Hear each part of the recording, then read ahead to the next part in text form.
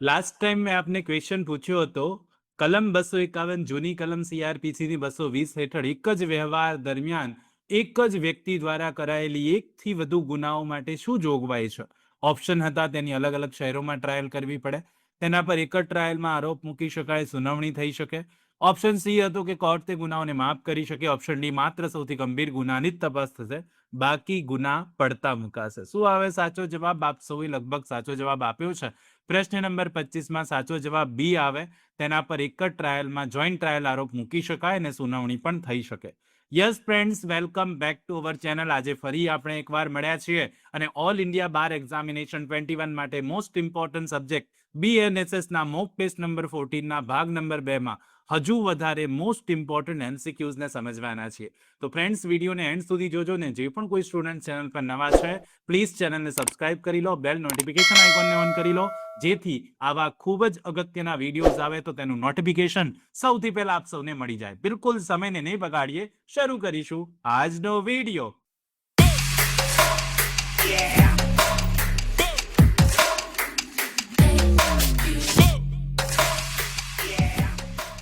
પ્રશ્ન નંબર 26 છે કે BNSS ની કલમ 258 જૂની કલમ CRPC ની 227 અંતર્ગત સેશન કોર્ટ સમક્ષની ટ્રાયલમાં જો જજને એવું લાગે કે આરોપી વિરુદ્ધ કેસ ચલાવવા માટે પૂરતા આધાર નથી તો તે આરોપીનું શું કરશે? આરોપીને જામીન મુક્ત કરશે, આરોપીને ડિસ્ચાર્જ કરી છોડી મૂકશે, આરોપીને નિર્દોષ જાહેર કરશે કે કેસને હાઈકોર્ટમાં મોકલી આપશે?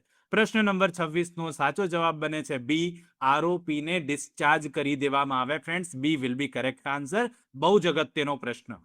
પ્રશ્ન નંબર 27 જુઓ હવે. સેશન કોર્ટમાં જ્યારે આરોપી વિરુદ્ધ આરોપ નક્કી કરવામાં આવે છે ફ્રેમિંગ ઓફ ચાર્જ કલમ 259 હેઠળ, ત્યારે કઈ પ્રક્રિયા ફરજિયાત છે?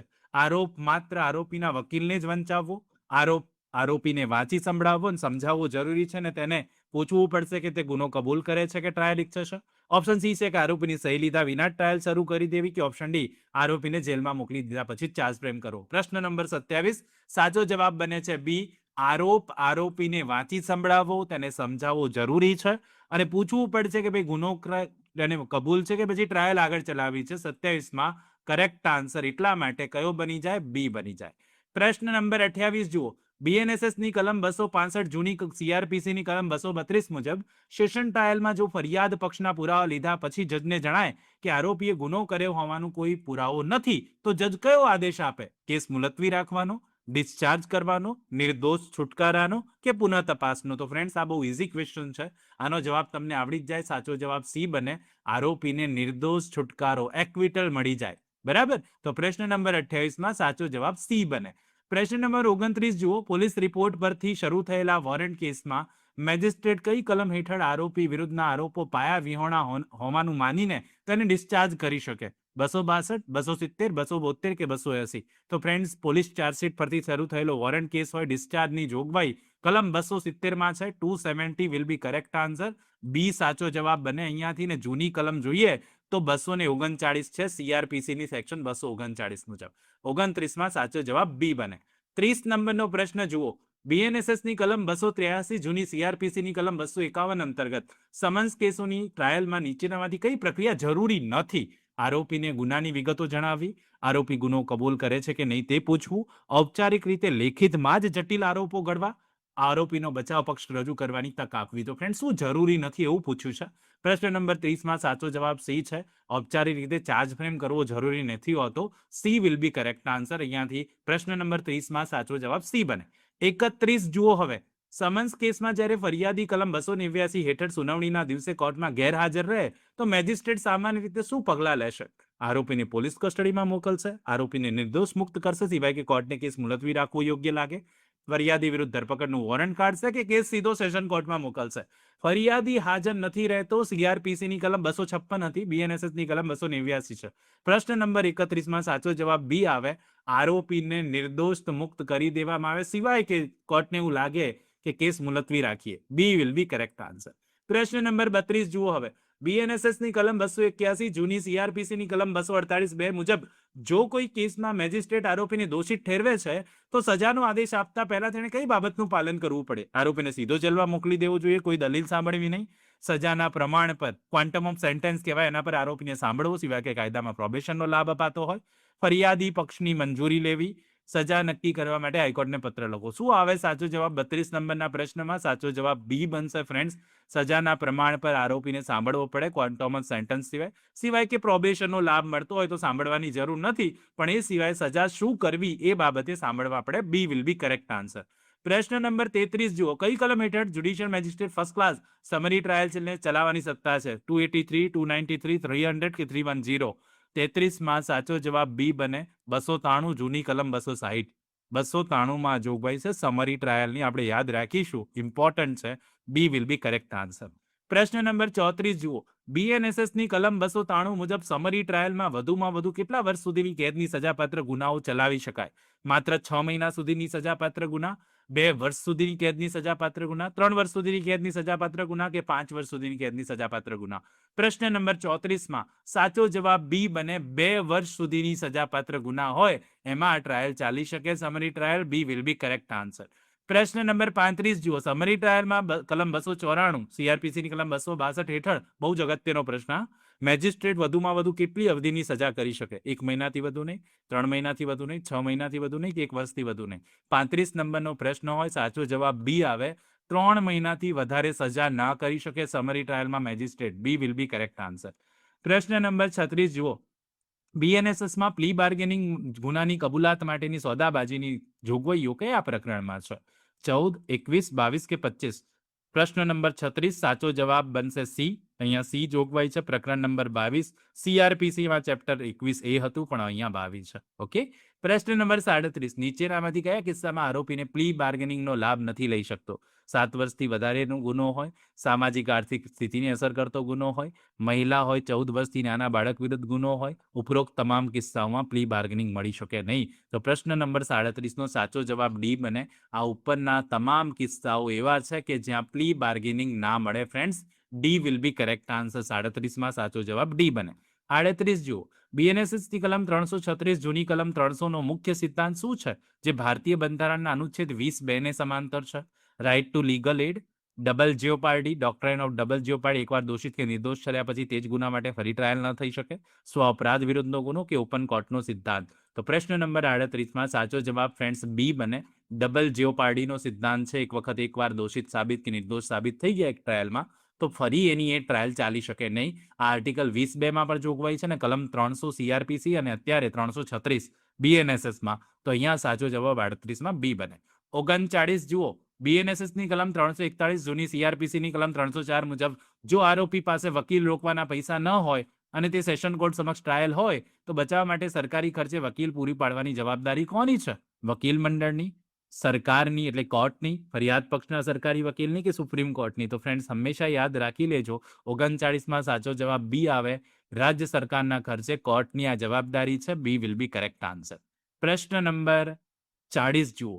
બીએનએસએસની કલમ 343 જૂની કલમ 306 અંતર્ગત ગુનામાં સંડોવાયેલા સહ આરોપીને કઈ શરતે માફીનો સાક્ષી લેન્ડર ઓફ પાર્ડન બનાવી શકાય? જો તે પોલીસને મોટી લાંચ આપે, જો તે ગુનાની તમામ પરિસ્થિતિઓ અને સંડોવાયેલી અન્ય વ્યક્તિઓની વિશે સાચી અને સંપૂર્ણ હકીકતો જાહેર કરવાની શરતે સ્વીકારે, જો દેશ છોડીને ચાલો જાય કે ગુનાની જવાબદારી માત્ર પોતાના પર લઈ લે. તો ફ્રેન્ડ્સ ટેન્ડર ઓફ પાર્ડન ક્યારે મળે? તો સાચો જવાબ અહીંયા બી બને.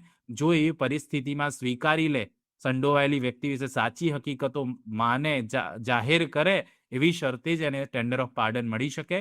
40માં સાચો જવાબ બી બને. 41 જુઓ. ટ્રાયલ દરમિયાન કલમ 351 હેઠળ કોર્ટને અસાધારણ સત્તા આપવામાં આવી છે. કઈ સત્તા આપેલી છે? કેસના કોઈપણ તબક્કે કોઈપણ મહત્વના સાક્ષીને મોકલીને બોલાવવાની સત્તા, ફરી તપાસવાની સત્તા, કોઈપણ પોલીસ અધિકારીને સસ્પેન્ડ કરવાની સત્તા, ફરિયાદીને દંડ કરવાની સત્તા કે ટ્રાયલ વિના જ આરોપીને સજા કરવાની સત્તા? 41 નંબરનો પ્રશ્ન સાચો જવાબ એ આવે કે કોઈ પણ તબક્કે મહત્વના સાક્ષીને બોલાવી શકાય, ફરીથી તપાસી શકાય. એ વિલ બી કરેક્ટ આન્સર. પ્રશ્ન નંબર 42 જુઓ. બીએનએસએસની કલમ 352 જૂની કલમ 313 હેઠળ આરોપીની મૌખિક પૂછપરછ કોર્ટ ક્યારે કરે? એફઆઈઆર નોંધ્યા પછી તરત જ, પ્રોસિક્યુશનના સાક્ષીઓનો પુરાવા પૂરા થયા પછી, આરોપીને પોતાનો બચાવ શરૂ કરવાની તક આપતા પહેલા, કેસનો ચુકાદો લખાઈ ગયા પછી કે માત્ર આરોપીની ધરપકડ વખતે? તો ફ્રેન્ડ્સ 352માં સ્પેસિફિક જોગવાઈ છે. બી આવે સાચો જવાબ. એકવાર ફરિયાદ પક્ષનો પુરાવો પૂરો થાય પછી આરોપીનો બચાવ શરૂ થાય તે પહેલા એફએસ લેવામાં આવે. બી will be correct answer. Next question બહુ જ અગત્યનો. કલમ 352માં કયો નવો ઇલેક્ટ્રોનિક ઉમેરો સુધારો કરવામાં આવ્યો છે? આરોપીની પૂછપરછ લેખિતમાં થશે. મેજિસ્ટ્રેટ વિડીયો કોન્ફરન્સ દ્વારા પણ આરોપીની કલમ 352 હેઠળ પૂછપરછ ઓનલાઈન કરી શકે. આરોપીએ લાઈ ડિટેક્ટર ટેસ્ટ આપવો પડશે કે પૂછપરછ દરમિયાન મીડિયા હાજર રહેશે. તો 43 નંબરનો પ્રશ્ન હોય, સાચો જવાબ બી આવે. આરોપીની પૂછપરછ ઓડિયો વિડીયો ઇલેક્ટ્રોનિક માધ્યમથી થઈ શકે. બી વિલ બી કરેક્ટ આન્સર. બહુ ઇમ્પોર્ટન્ટ પ્રશ્ન છે હા. બી સાચો જવાબ. પ્રશ્ન નંબર 44 જુઓ. જો કોઈ વ્યક્તિ અસ્વસ્થ મગજની હોય તો બીએનએસએસના કયા પ્રકારની જોગવાઈઓ લાગુ પડે? 20, 27, 28 કે 30? તો 44 નંબરનો પ્રશ્ન હોય, સાચો જવાબ બી આવે. નેક્સ્ટ ચેપ્ટર નંબર 27 છે જે લાગુ પડશે. બી વિલ બી કરેક્ટ આન્સર. પ્રશ્ન 45 જુઓ હવે. બીએનએસએસની કલમ 356 હેઠળ જો કોઈ આરોપી જાણી જોઈને કોર્ટની સુનાવણીમાં ગેરહાજર રહે તો તેની ગેરહાજરીમાં ચાર્જ ચલાવવાની સહી જોગવાઈ કઈ ઉમેરાઈ છે? આરોપી ભાગી જાય તો કેસ કાયમ માટે બંધ થઈ જાય. જો ભાગેડુ આરોપી કોર્ટ સમક્ષ હાજર ના થાય તો કોર્ટ આરોપો ઘડીને તેની ગેરહાજરીમાં પણ ટ્રાયલ ચલાવીને ચુકાદો આપી શકે. જ્યાં સુધી આરોપી પકડાય નહીં ત્યાં સુધી ચાર્જશીટ સ્વીકારી શકાતા નથી.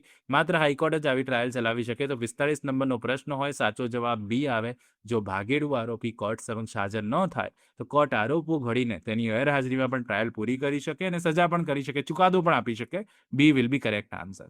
પ્રશ્ન નંબર 46. જો કોઈ કેસમાં ન્યાયાધીશ અથવા મેજિસ્ટ્રેટ પોતે જ તે કેસમાં પક્ષકાર હોય, ઇન્ટરેસ્ટેડ હોય તો કલમ 526 જૂની સીઆરપીસીની કલમ 479 મુજબ તેઓ શું પગલું લેશે?